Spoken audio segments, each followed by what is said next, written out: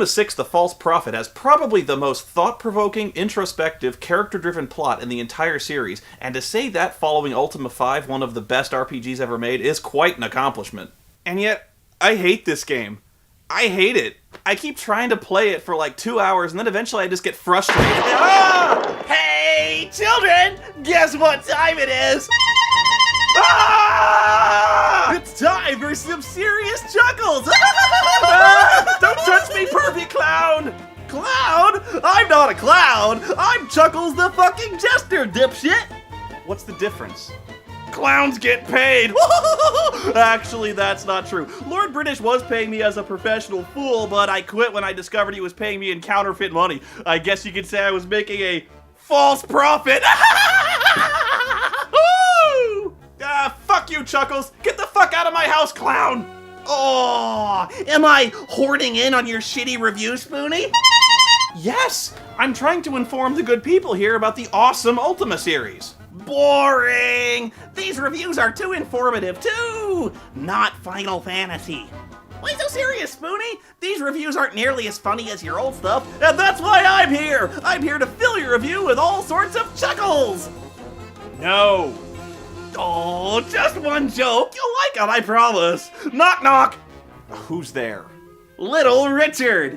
Little Richard who? Ow! Get it? Get the fuck out! Oh, you're no fun anymore. I said out! Fine, I'm leaving. Hey, when are you gonna finish Minority Report? No! Right away, when you boot this game up, it feels like something really special is going on. The music is memorable, mysterious, and haunting, and it raises a real sensation of alien terror and fear of something truly dire about to happen.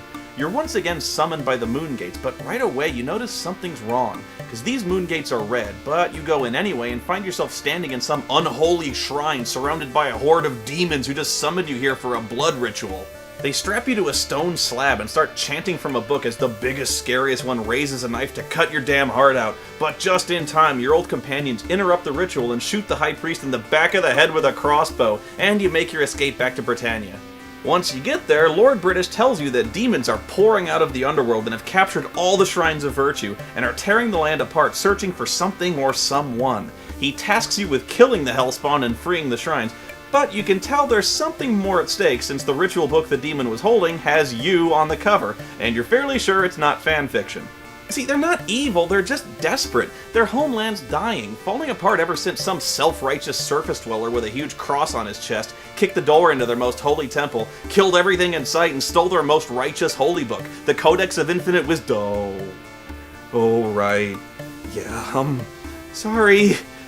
This all used to be so simple, you know? Being the Avatar, just be a nice guy, champion of the downtrodden, slayer of evil. But now you've brought doom to an innocent race of people whose only salvation is a holy war to reclaim their most holy artifact, which, let's face it, you flat out stole from them. Bottom line, this is your fault, even though I personally blame Lord British, you know?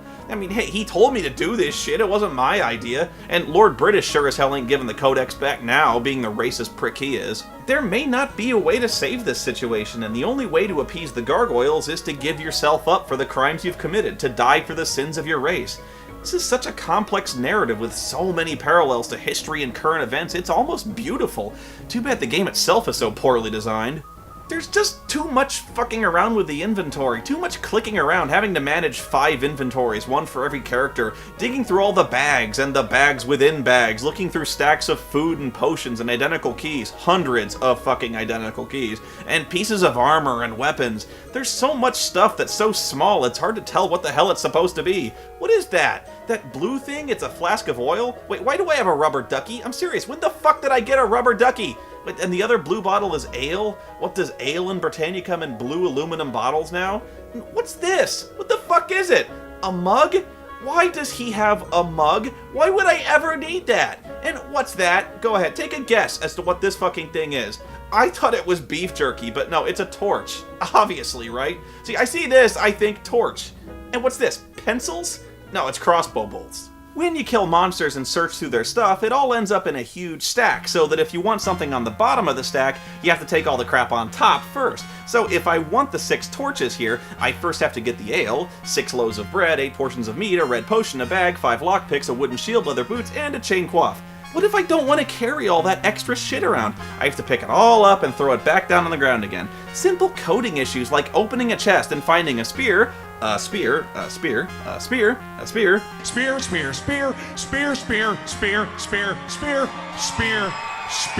Why not just say, thou dost find a fuck ton of spears?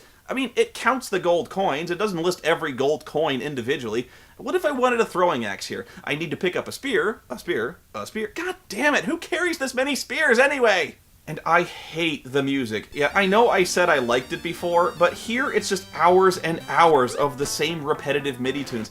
And most of the time, the music doesn't even match what's happening in the game at all. Like when I'm trying to retake this shrine from the bloodthirsty gargoyles, and for some reason I've still got Hail Britannia screaming through the speakers. The music changes immediately on unpredictable cues, going from one song to the next so fast I get auditory whiplash.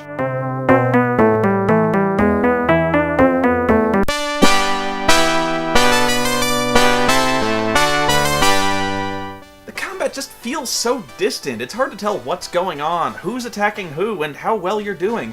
The sound effects are just plain silly, and your character is a complete pussy in this game.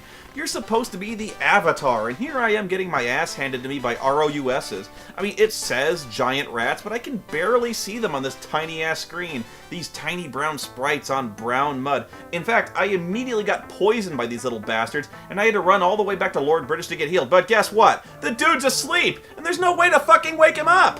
LB! Hey, come on! It's me, the Avatar! I got rapid onset Black Death from the rats in your goddamn sewer! I'm dying, you fool! Don't you care?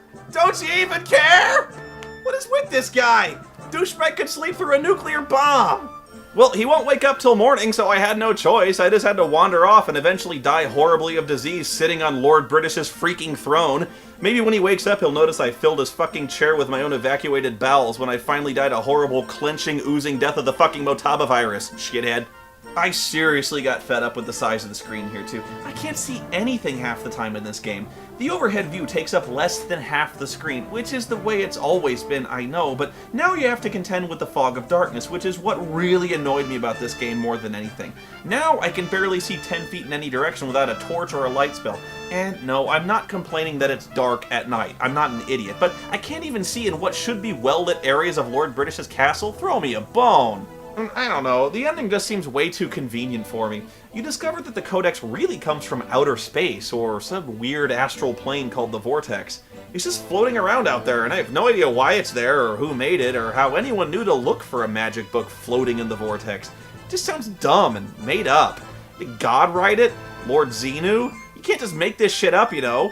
Well, you finally appease both peoples by getting a magic thing called the Vortex Cube, which just exists because shut up it does. You load the Vortex Cube with the Stones of Virtue, and that beams the Codex back into space. And then you make magic lenses that the kings of both races have to use together to see in the Vortex to read the Codex. I don't know, it's stupid. I got a real problem with this for some reason. It's just too neat and tidy. Lord British is still a racist prick who was unwilling to compromise, and the gargoyles never even attempted diplomacy, skipping straight to the jihad and murder. You're forcing them to cooperate, solving none of the underlying racial tensions or ideological differences. It's just coercion. And oh yeah, the gargoyles learned a completely different set of virtues from the Codex than you did. Control, passion, and diligence. And what chapter of the book was that? Did I never finish reading the fucking thing? Is it in the index somewhere? Hey kids, guess what time it is? Ah! Not a fan of you 6. You think it's lame? Well, why not try a new game? I call it The Game. Oh, original. And you just lost. What is this? Like some game on the internet where you lose by... It's not on the web, and you just lost again. Ow! Fucking... Ah! It's a game of words, Spoon. Hear me well. No, I think this game sucks way worse than Ultima 6. Oh, but Spoon, you did not tell them the best part. You get to talk to me! Oh yeah, you actually get to talk to fucking Chuckles in this game, who tells you some really stupid and pointless jokes, but that's not the best part. The best part is when I brought a cannon into the courtyard, shot Chuckles in the face with it, and hid his body in a trunk in Lord British's bedroom. Now that was funny. Oh, you thought that was fun? You thought that was a bunch of laughs? Well, let's see how much you like old Chuck when he shoves this DVD of the game right up your ass! Yeah! Look, Burton! Death Ray! Now! Oh no! Oh! Yeah, you know he's right. I never did finish Minority Report. It kind of makes me wonder what else I forgot to review.